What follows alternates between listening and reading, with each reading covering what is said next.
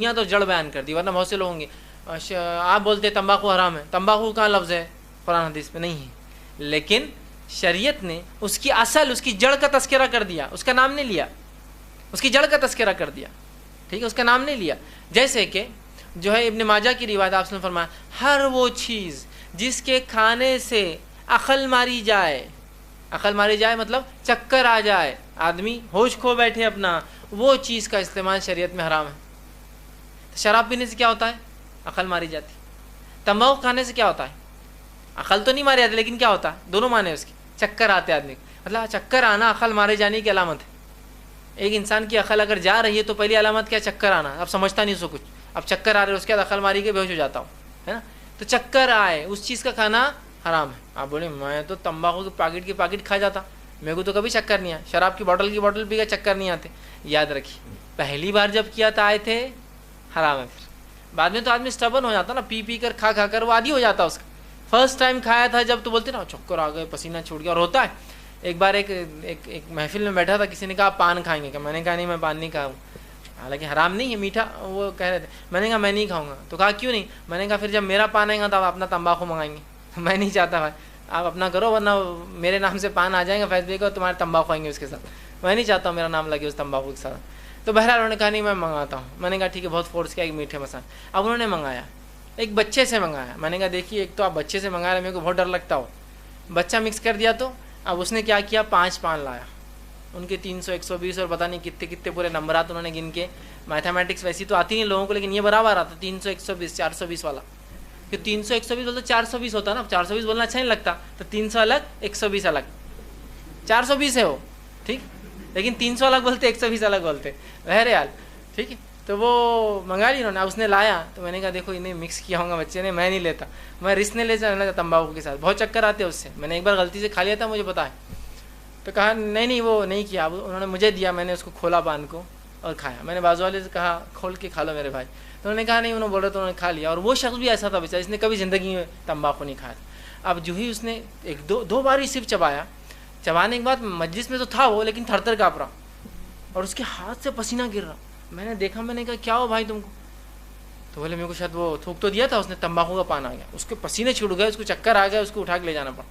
تو ہوا نا پہلی بار، تو یہ چیز حرام ہے شریعت، جس سے عقل ماری گئی اس کو چکر آ گئے، یہ حرام ہے، یاد رکھیے۔ صراحتاً لفظ نہیں ہے، لیکن اس کی اصل موجود ہے شریعت میں، اصل ہے چکر آنے والی۔ اب اس میں سب آ گئے، تمباکو آ گیا، یا اسی طرح غت ہوتا ہے، بہت سے لوگ عرب جو ہے ایک پتا ہوتا ہے منہ میں دبا کے رکھتے ہیں، اس کے بعد گڑ گڑ گڑ گڑ چلتے رہتا ہے، اس سے ہے نا حقہ، غت بولتے ایک پتا ہوتا ہے، وہ بھی حرام ہے، اس لیے کہ غت سے نشہ آتا ہے قسم کا، اس سے ایک طاقت توانائی ملتی ہے، لوگ اس کو کھا کر پھر کام خوب کر سکتے ہیں، جیسے آج کل کے بگاری لوگ بیچارے جو لیبر ورک کرتے ہیں شراب پی کے خوب کام کرتے ہیں، وہ پتا حرام ہے، اس لیے کہ وہ عقل مارتا ہے آپ کی، اور آپ کو حص، آپ کے احساسات ختم کر کے ایکسٹرا ورک کرنے مجبور کرتا ہے، مطلب ایکسٹرا اسٹیمولس جنریٹ کرتا ہے باڈی، درست نہیں ہے، درست نہیں۔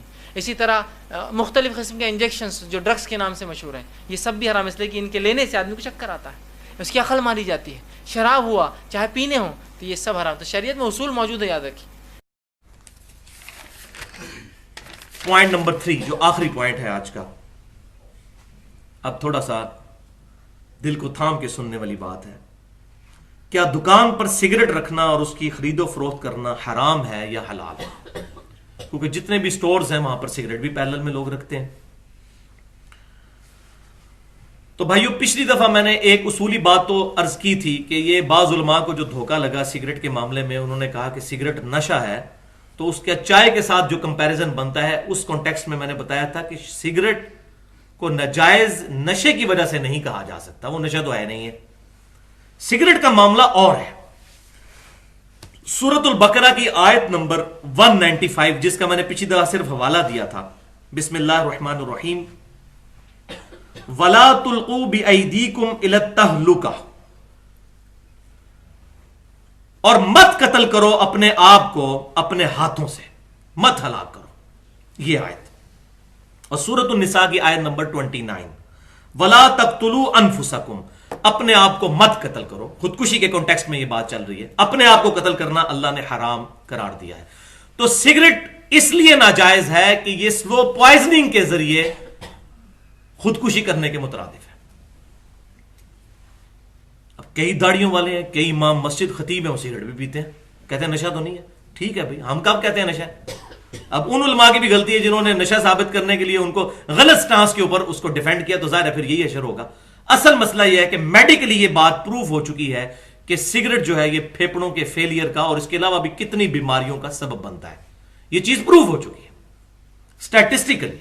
ایک آدھ بندے کی مثال نہیں دی جا سکتی کہ فلاں 80 سال کا بابا ہے وہ تو بچپن سے سگریٹ پی رہا ہے. نہیں, 10-15 بندے اکٹھے کریں, ان کے اوپر اسٹیٹسٹیکل انالیسس کریں کہ ان میں سے کتنے بندے ہیں جو ہارٹ فیلئر سے مر گئے اور پھیپڑوں کی بیماریوں میں, تو آپ کو پتا چلے گا 100 میں سے 90 بندے ایسے ہوں گے. ایک آدھ بندے کا کیس کسی کا بچ جانا اولادہ بات ہے, تو اس کو ایز اے رول نہیں پیش کیا جا سکتا. تو سگریٹ چونکہ صحت کے لیے نقصان دہ ہے, لہذا سگریٹ کا پینا ناجائز ہے یا قریب الحرام. اب بالکل اسی طریقے سے سورۃ المائدہ میں ایک آیت ہے جو شروع میں ہی گزری, وَتَعَامَنُوا عَلَى الْبِرِّ وَالتَّقْوَى وَلَا تَعَامَنُوا عَلَى الْإِثْمِ وَالْعُدْوَانِ, کہ نیکی اور پرہیزگاری کے کاموں میں ایک دوسرے کی مدد کرو اور برائی اور گناہ کے کاموں میں ایک دوسرے کی مدد نہ کرو. اس آیت کے کانٹیکسٹ میں سگریٹ پینے والے کی مدد نہیں کرنی چاہیے کہ اس کو سگریٹ پرووائڈ کیا جائے, ورنہ تو ہم اس سسٹم کا حصہ بن رہے ہیں. لہذا سگریٹ چونکہ صرف نیگیٹو کام کے لیے ہی استعمال ہوتا ہے, یعنی پیا ہی جائے گا, اس کے علاوہ تو کوئی استعمال نہیں ہے. الکوہل کا تو استعمال ہو سکتا ہے پرفیوم میں, اس کا معاملہ ڈیفرنٹ. میں نے پچھلی دفعہ بتایا تھا کہ پرفیوم میں جو الکوہل ڈلتا ہے, الکوہل ناپاک نہیں ہوتا, الکوہل پینا جو ہے حرام ہے. جیسا کہ خون خود تو پاک ہے لیکن خون کا پینا حرام ہے, تو میں نے ڈیٹیل کے ساتھ پچھلی دفعہ گفتگو کی تھی. تو اس کا تو استعمال ہے ہی صرف پینے کے ساتھ تعلق ہے, کسی اور مقصد کے لیے تو استعمال نہیں ہوتا, بلکہ اس سے بھی ورسٹ مقصد کے لیے, نشہ کرنے کے لیے استعمال ہوتا ہے. تو سگریٹ کا معاملہ بالکل ڈیفرنٹ ہے, لہذا سگریٹ کو دکانوں پر رکھنا ناجائز ہے. اب کوئی کہہ سکتا ہے جی چھری کا استعمال بھی نیگیٹو ہوتا ہے, تو چھری بیچنا بھی حرام ہے. تو چھری کا پازیٹو استعمال بھی ہے, سبزی کاٹنے کے لیے, مرغی کو ذبح کرنے کے لیے, جانور ذبح کرنے کے لیے, بندہ بھی مارا جا سکتا ہے. لیکن چونکہ دونوں آپشن موجود ہیں لہذا فی نفس ہی چھری بیچنا حرام نہیں ہوگا. اسی طریقے سے کنڈوم کا استعمال ہے. ہمارے ملک میں کنڈوم جو استعمال کیے جا رہے ہیں زنا کے لیے بھی استعمال ہو رہے ہیں, لیکن اس کا ایک جائز بھی ہے جو بخاری اور مسلم میں حدیث ہے. صحابہ کرام ازل کرتے تھے, تو ازل کے کانٹیکسٹ میں کنڈوم کا استعمال کرنا ایک شادی شدہ جوڑے کے لیے تو جائز ہوا, لیکن زنا کے لیے بھی استعمال ہو رہا ہے. تو آپ کو کہ جی کنڈوم بیچنا حرام ہے, تو یہ بات غلط ہوگی. یہ دونوں پرپز کے لیے استعمال ہو رہے ہیں, لہذا اس کا بیچنا حلال ہوگا. بالکل اسی طریقے سے جو شیونگ بلیڈز ہیں, یہ تھوڑا تسلی کے ساتھ سننے والی بات ہے. اب شیونگ بلیڈز جو ہیں وہ ظاہر ہے کہ جو ضروری شیو ہے اس کے لیے بھی استعمال ہوتے ہیں, انڈر آرمز کے لیے استعمال ہوتے ہیں. اسی طریقے سے زیر ناف بالوں کو صاف کرنے کے لیے جو ابلیگیشن ہے, صحیح مسلم میں حدیث ہے کہ کسی مسلمان کے لیے جائز نہیں کہ وہ 40 دن سے زیادہ ان بالوں کو رکھے, صاف کرنا جو ہے ابلیگیشن ہے. اور اس میں میری پوری گفتگو بھی ہے اہل سنت پاک.com پر, مسئلہ نمبر 32 کے نام سے, مسلمان مردوں اور عورتوں کے بالوں کے احکام. 1.25 گھنٹے کی گفتگو ہے, اس میں ہر اعتبار سے جتنے بھی آج کل اختلافی مسائل چل رہے ہیں, چاہے وہ ان بالوں کا مسئلہ ہو یا زیر ناف بالوں کا مسئلہ ہو, یہ باقی ساری چیزیں میں نے ڈیٹیل کے ساتھ جو ہے وہ عورتوں کے جو فیشن آج کل چلے ہوئے ہیں, ان تمام چیزوں کو میں نے قرآن و سنت کی روشنی میں ایڈریس کیا ہے. اور اس کے ساتھ ہی پھر کمپلیمنٹری مسئلہ نمبر 33 ہے داڑھی کے صحیح احکام و مسائل, اور داڑھی کی مقدار کیا ہونی چاہیے, اس اعتبار سے بھی تقریباً 1 گھنٹے کی گفتگو ہے.